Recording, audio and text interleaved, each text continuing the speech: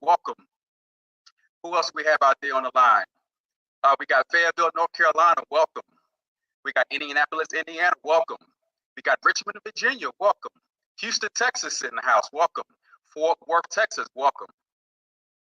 We have Jacksonville, Florida, welcome. We have Long Beach, California, welcome. Springfield, Maryland, welcome. Somerville, South Carolina, welcome. We got people chiming in from all over the country to get this information. Again, take this last few minutes and get your teams and your members in on this information. But hey, we're not going to hold us up. Let's go ahead on and keep it moving. This gentleman I'm about to bring on has a decade of success in the financial services industry. He's a licensed financial consultant and an expert in the area of investments and the lead consultant about MWR Passport Division and Wealth Building Transition. Ladies and gentlemen, please help me welcome to the platform, Mr. Cord Burner. Mr. Burner, you there? Yeah. Yes. Can you hear me? Can you hear me? Hello. Hello. Mr. Burner, we see you. The platform is yours. Thank you, sir. All right. Thank you so much for the most generous introduction. And look at that, man. This is an excellent production. As always, the most amazing introductions ever. Not only do I appreciate the introductions, but your friendship and all the friendships through MWR Financial. You guys have no idea how much we appreciate your guys' mission alongside of us. This is truly a message that's turned into a mission that is turning into a ministry. And I believe that wholeheartedly. This world revolves around finance, doesn't it? And the more that we have of it, the better that we can create a climate that's going to be something that we can all be proud of. We've talked about the analogy of a rising tide lifts all ships. And there's a very good reason for that. When everybody experiences abundance, there's less to be unhappy about, right? There's more experiences with family. So when you go and see and have more experiences, the bond tightens. And then think about the monetary, the more money that you have, the more that you can give to others, the more experiences and repair that we can give in our own personal communities. And guys, there's a lot going on, isn't there? There's a lot of turmoil out in the markets. We've seen the housing markets take a beating. We've got interest rates that are increasing on a daily basis. Things are getting very interesting. And today I want to share with you a couple of stats that I read. I mean, I'm a voracious reader, so I'm always looking at stats and statistics and numbers, and that's really my job, right? And that's kind of what makes me happy, is figuring out, not only what are the wealthy doing, but how to continue to share all of this with you guys.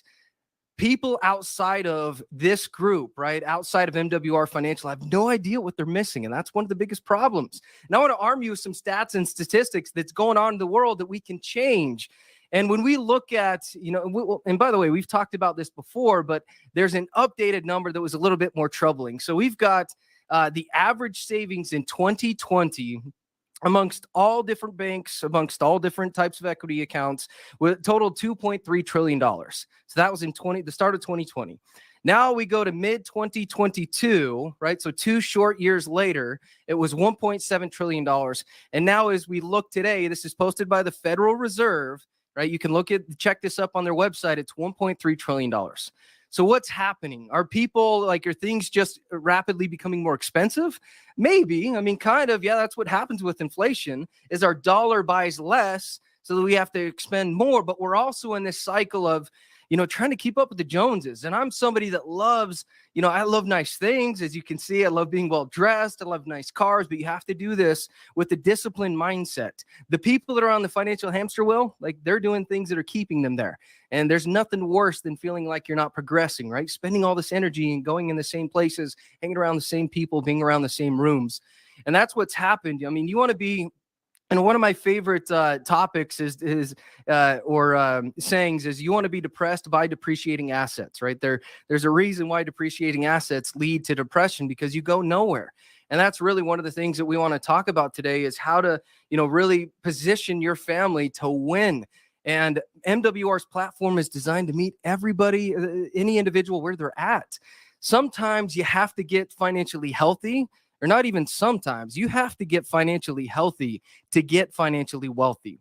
And it's not sexy to bypass, right? I mean, most people, they want to go from not financially healthy straight to wealth, but you can't do that. And that's why I love this platform, because it teaches disciplines. It teaches us on how to have less expenditure, more money coming in than going out. how to pay down our bills effectively, how to utilize bill shredder, making sure that our taxes aren't being overpaid with that instant pay raise. We've got an abundance of resources that we need to figure out how to share with the world.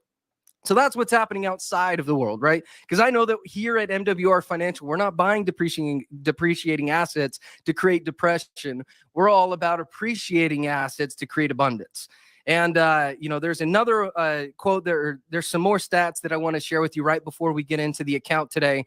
But depreciating assets was a little bit of the topic today. Think about 12 months ago. Do you guys remember when dealerships were bare? Like, you could not find a car. It was insane. Inventory was just, you couldn't find anything that you wanted to buy, which eventually drove up prices, right? It's like, if you limit supply, it's going to drive up prices.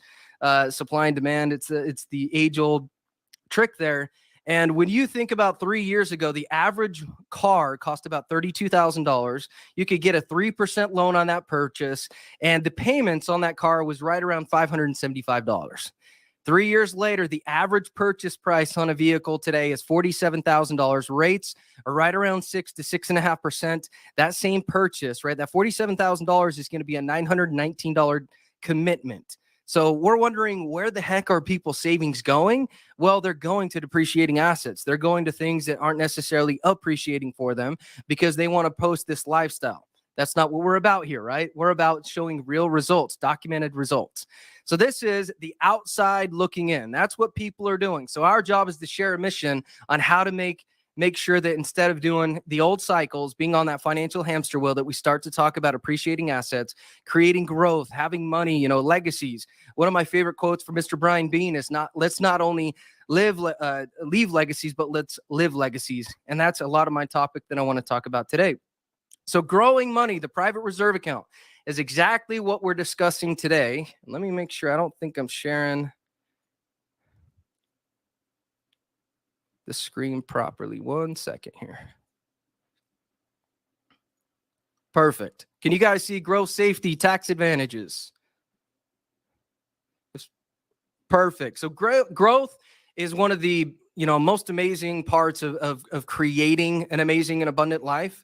One thing that we often forget as individuals is that, our money has to make money. We can't always trade time for money, or we're going to be stuck in a cycle forever. So one of the most amazing things we can do is have our money go and create other money, because it works 24/7, doesn't it? And if you position it correctly, it can create a lifestyle and create that legacy at the same time. But if we're going to grow money, we also want it to have safety. There's nothing more disheartening than having a great year and then the following year not having such a great year. And we've had some call-ins of people that, we met with, we made some recommendations. They didn't pull the trigger quickly enough, and they had to come back to the table with a little less than they had before. Safety is incredibly important. If you're going to grow your money, it's just as important to make sure that it's safe. Some of the most amazing investors on this planet, Warren Buffett, he has a rule to where his first rule is he selects investments and he makes decisions, and he's thinking about his moves as well. Rule number one, as I'm investing money, is make sure that I don't lose it. And rule number two is refer back to rule number one. So billionaires, if they are operating from these principles, we should definitely take, we should definitely think about that as we're moving forward. So tax advantages. Taxes are the number one expenditure that we have in our entire life. And it's not only going to be the largest expense, but it's going to be the expense that carries into perpetuity. Meaning, as you pass assets, it goes, families either inherit legacies and income, or they inherit tax bills. I've seen that before, to where these large estates, they liquidated and they didn't have the right things in place. So they paid way too much in taxes, and they ultimately ended up killing a lot of their harvest. It was a really sad situation. But we want to make sure that it has tax advantages, because taxes, I don't believe that we feel like they're getting cheaper, right? Most people feel like taxes, they're the highest they've ever been in 80 years. But the truth is that they're the lowest they've been in 80 years. I mean, we haven't had lower taxes in a very long time, but we've got some debt that we're going to talk about later. We've a total of $34 trillion. I think it's closer to about $42 trillion when you look at third-party statistics and they analyze a few extra things. But we'll say $35 trillion is what's currently held within our country's economy. That's a lot of money. And the country is not known for reducing expenditures, meaning they don't typically cut programs if they're spending too much money, do they? I mean, that'd be the logical thing to do, but they don't really operate amongst logic. Instead of reducing spending or cutting programs that aren't working, they do what? They'll vote in something to where they can spend more money. They'll kick the can down the road and they'll say future generations are going to deal with that. I'm a new father, and I think about that all the time, is that I don't want my mistakes, my choices to impact the family that I find. That's irresponsible. That is when we got to make sure that we're in position to where we're making sure that we got tax advantages, that we're taking advantage of everything that we can. Protection. Make sure that when you pass, that it goes to the right people. We saw some folks sign some trust documents. I saw this on Facebook. What leaders? I mean, it's amazing. Make sure that the legacy that you've built over the years is going to go to the right people. Make sure that it's protected, that it doesn't get swallowed up by taxation, etc. So let's get into the demographics of life and what we're dealing with ultimately. And it's no secret that we're in the greatest retirement crisis in the history of the world. And the world's been around quite a long time. What happened? We've got people that are going to retire in the coming decades that are going to retire in poverty. And it's not because, we'll talk about some systems that ultimately failed them, but people aren't dying earlier. It's not, like the 1910s and the 1915s to where, the life expectancy was, really 40, 50 or 60 years old. People are living well into their 80s at this point. And we've got baby boomers that are retiring 10,000 on a daily basis. So we got a lot of retirees, and they're getting too frail to work, too poor to retire is the new normal. And why did this happen? You guys remember a little thing called a pension? I mean, this was back in the 1980s, that over 80% or 60% of companies back in 1980s had pensions. And pensions were what? They're an agreement that you had with the company. It was like, hey, I'm going to give you my loyalty. I'm going to work with you for years, because companies, one of their largest expenses is what? Finding really good people to stay with them. If they're hiring and firing all the time, they're going to have, it just costs a ton of money. So for them to make sure that they had good people work with them for a very long time, they had a pension agreement. Work with me for 20 to 30 to 40 years. And I'm going to promise you a pension payout, basically income, a stipend payout for the remainder of your life. That was the agreement. Now, where did it go wrong? Well, you had people that mismanaged pensions. And we saw this with Enron. Anybody remember Enron? I do as a kid. It was atrocious. You had a company to where people spent 40 years of their life working for a company, expecting, anticipating, money to come in after they got that thank you for that service, right? That gold watch. And because they mismanaged the pension, there was no money to pay those pensionees. It was a tragedy. It really was. It was an ugly situation. So what companies discovered is that if the person that was managing the pension didn't make the right decisions, well, there was no money to pay the good people that had worked with them. That's a lot of liability for the company, isn't it? So they're thinking of ways to eliminate liabilities.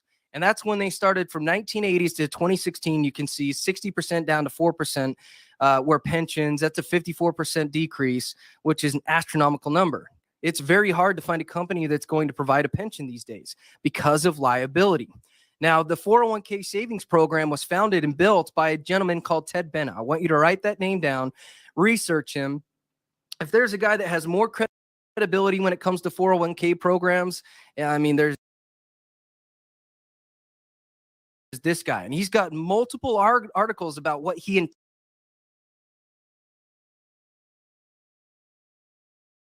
intended for that 401k savings plan, that tax code to be.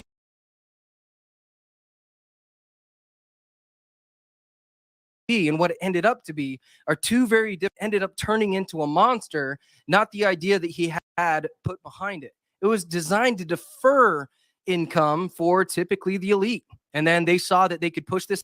But if you've got people working 40 to 60 hours in a week, do you really have the time to make those strategic trades when the market's operating? You got to wake up really early, and you got to study, and you got to make those trades. And that's kind of what happened. Now, when we look at the truth about 401ks, it's pretty ugly. It's pretty easy to see. I mean, I don't know anybody that says, hey, I'm super happy about my 401k. And I've met with literally thousands of people at this point. I've had, 12 years in this career. I've served well over 1,500 families. I'm very proud of that, because I sit with, advisors that have been in the business 20 years.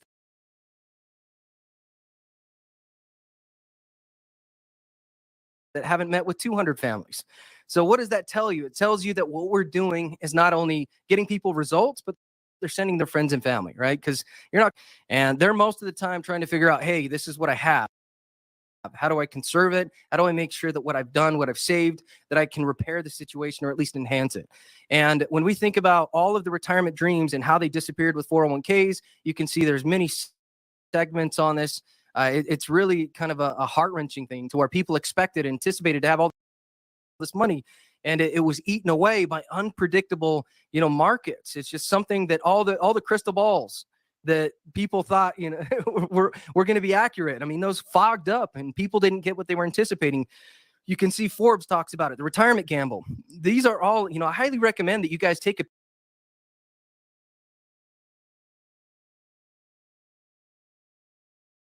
picture of this and you research these different articles. They're amazing. And these were not only done and talked about these 401k savings programs. Now, there's not all 401k savings programs are bad, by the way. There's just more bad than there is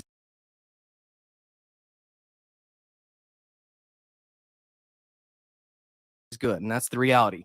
Now, when we think about those folks that are 60 years old and they're taking, 30% losses right before they hit retirement, do you feel like they're retiring the way that they want to, or are they typically working longer because, well, the market dictated it? It's not because they want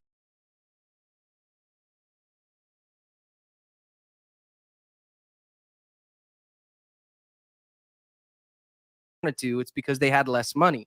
You've also got hidden and excessive money minds in the entire game. So people that are incredibly credible. I mean, Ray Dalio, just to talk about one of them.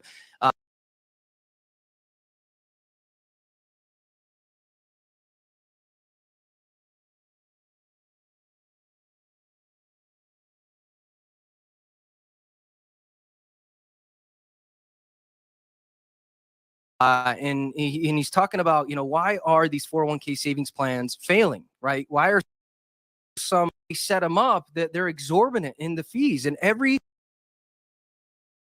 1% cost that you have inside of a 401k robs about a decade of retirement income. 1K. That's 20 years of income potentially. 3% would be 30 years. That's a lot to pay for somebody that may or may not be doing their job. You've got the third reason, which is the most critical part, in my opinion. They're not very good at spending less. They're very good at spending more. And for most of these, in fact, all of these 401k savings programs outside of Roths, of course, right?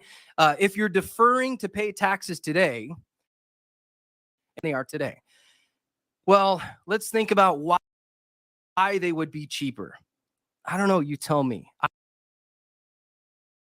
I can't find one person that can tell me today. So when you're thinking about a good sale, right? When do you want to pay taxes? When they're low, not high. It's very simple. Because when the government starts to pay down, start to eliminate programs that aren't working, they start to increase the tax brackets to start. And where it's going to go could be double or triple where it is currently today. That's not my opinion. These are people, economists, that have those opinions. Ted Benna, he wrote an entire, he wrote a book to where they are today just to simply service the debt that we've accumulated as a country. So if taxes are more expensive at a later date, isn't that allowing your future to be determined by somebody that overspends? That's how they'll take freedoms away instead of giving more. Right? And I don't believe there's anybody here that believes that the government, the old way of thinking is first contribute as much as possible and receive a limited match from your employer. Also that you can fund your retirement and pay taxes later. That's been burned into the American psyche for a very long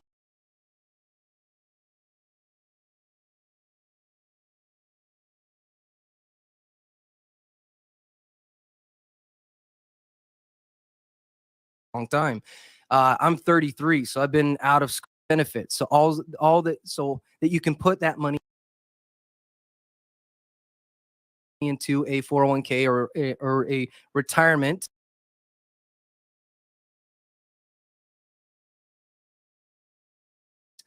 It's kind of different. The things that we did back then versus what we're doing today are very different. There was a time to where the 401k savings plan was freaking brilliant. It was absolutely, taxes were as high as 94%.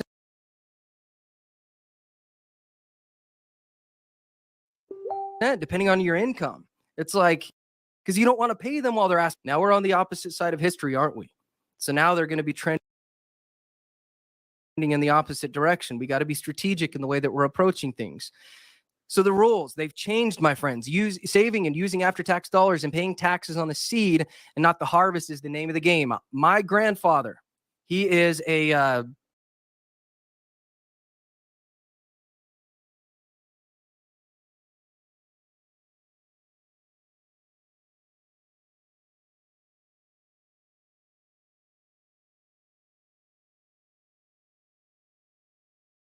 farmer by trade. Well, you say he'd be it to turn into a harvest, right? I don't want them to tax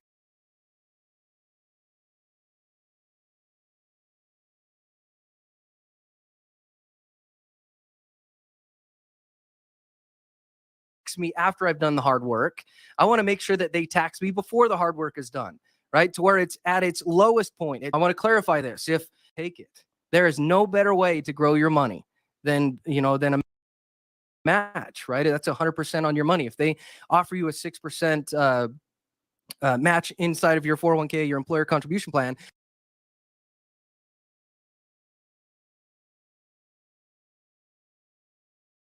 make sure that you take it, right? There's it's irrefutable evidence that you should be taking it, but everything on things, right? Never send extra money to your 401k. That's very simply like playing Russian roulette with your retirement. Russian roulette is not a game that we want to play, my friends. Your goal is to grow your money with zero risk, access your retirement dollars tax-free, and create an income. Let's see, I got to hide this. An income tax-free inheritance for your heirs. What an amazing thing. So when we talk about and look at the investment options, you can see we categorize them in three separate ways. And this is the way that the government views them. I like to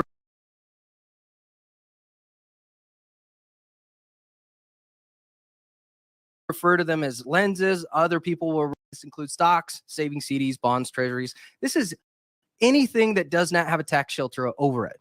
So think of if you have a gain inside of these accounts, that's when you're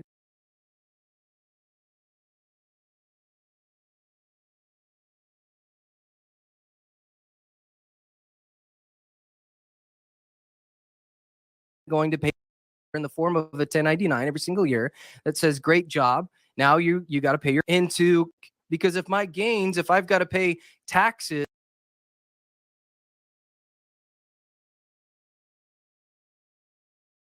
and then, try and do it over again, I'm not compounding my to be optimal. 3Bs, IRAs have been a very good option for a very long time. There's a perfect number. There's a perfect amount that you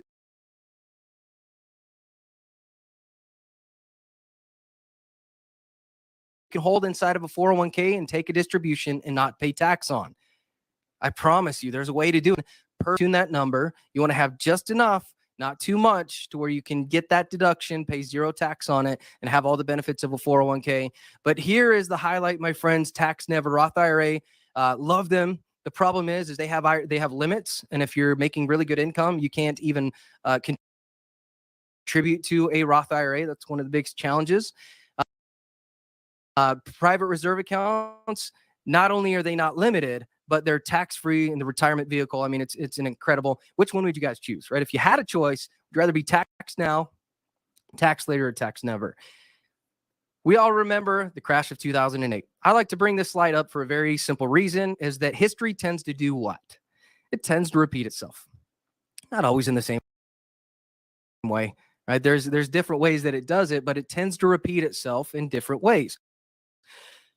There's things that are manifesting that we saw in 2007 that we're now seeing today. There's characteristics that we saw in 2000. Now, that doesn't mean that we're going to have a 40% loss, but that does mean that there's things that we saw in the past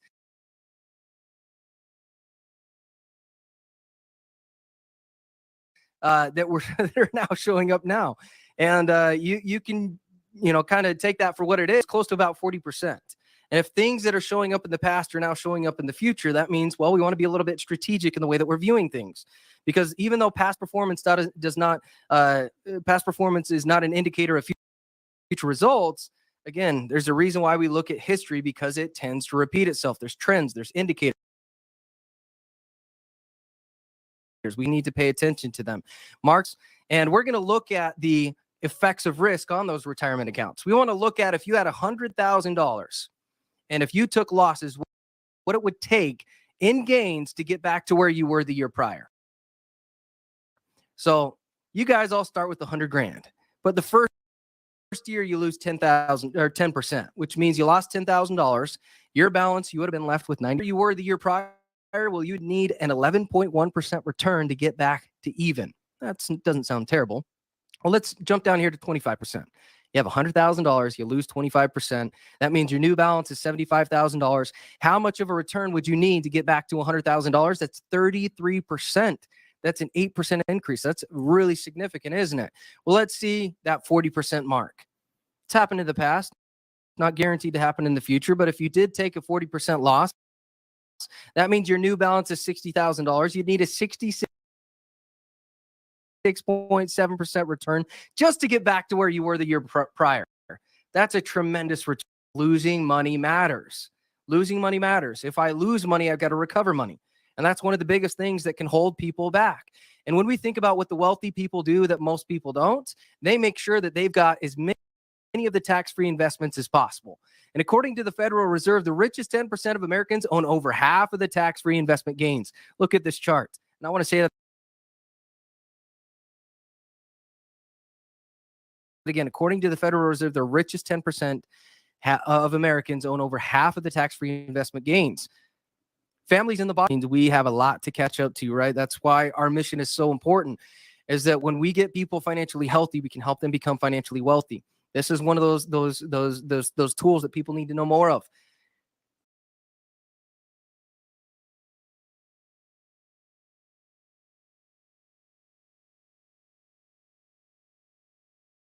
Five great reasons to start saving in a new way with a private reserve account, my friends. Let's talk about safety. One of the PRA inside of the contract, you also get tax-free growth inside of your accounts that can be withdrawn tax-free. Accelerated living benefits. You can access your money when you need it with zero penalties. That means, would you guys agree that there's going to be a ton of opportunity? I believe so, because there's a lot of people out there that are doing things wrong, aren't they? We want them to do more right things. That's why we're trying to share with them our mission, right? Our mission vision. And because the less people, well, here's the facts, right? You can't force somebody to join the membership, but here's what happens when people do things the wrong way. There's a lot of people doing the right ways, right? Especially within this program, that when you have money accessible and you're growing it and you're saving it during times to where, people are making the wrong decisions. Once things happen, or once all of this kind of comes to a head, the people that are doing a lot of the right things now are going to be able to grow their wealth exponentially. We're going to have cash, buy more assets to create more cash. This is money that's going to be liquid. It's going to be available. And that's one thing that I really love about this account, as well as rate of return. Inside of the private reserve account, you can see historically it's produced higher returns than most 401k savings plans. That's a very, incredible thing to say. I mean, get some of the ups with none of the downs and still outperform a 401k plan. Triple compound interest, my friends. You're going to earn interest on the principal, interest on the interest, and then interest on the money saved in taxes. I think that's what we call a triple threat. The rules of money have changed, and nowhere is that more true than with your retirement. So let's talk about this indexing strategy. By the way, this has been available to the public for over 30 years. This isn't something new. I mean, for some people it is, right? If you just were introduced to us, I mean, this is something new. But if you've had deep pockets, this has been around a lot longer than 30 years. But if you guys started with the $100,000 to talk about indexing and how this works, the market is going to have an 8% credit, right? So you're going to have an annual credit, an upturn of 8%, which means simple math, 100,000 plus 8% is 108,000. Well, let's say the following year, the market didn't perform, right? It's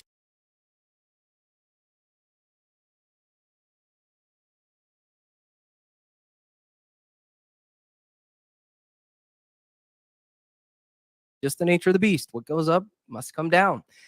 Market downturn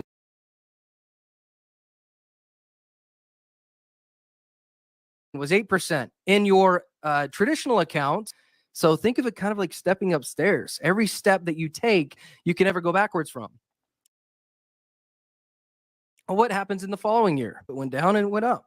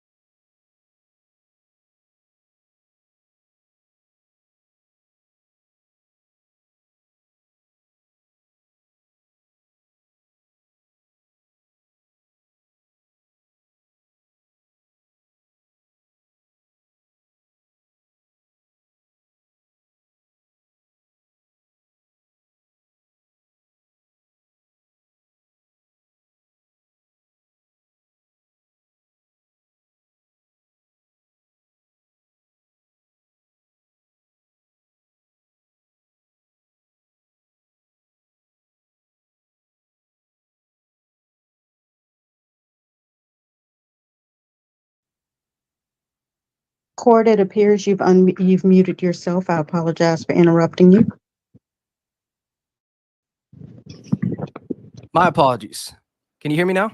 Yes, we can. Go right ahead. All right. Okay. So I realize that we're pretty close to the end here, my friends. So we'll talk about the final stages here, talk about what's available, because that's really the question. It's like, okay, Cord, you've shared with me all these things. What types of accounts have access to these different types of products?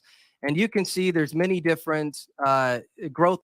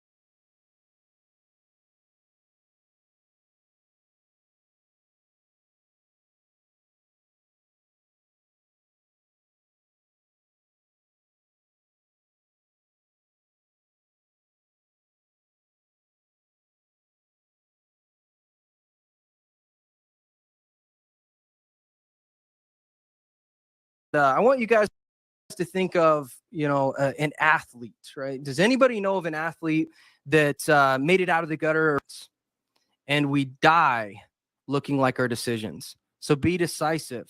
Make sure that you're making decisions that are going to not only create a legacy, but live that legacy at the same time. I appreciate your time and attention. We're here to serve you in any way. So whether that be in the space of, well, what do I do with this account? I do have extra money, an old 401k that I'm not sure what to do with. We can help you with that.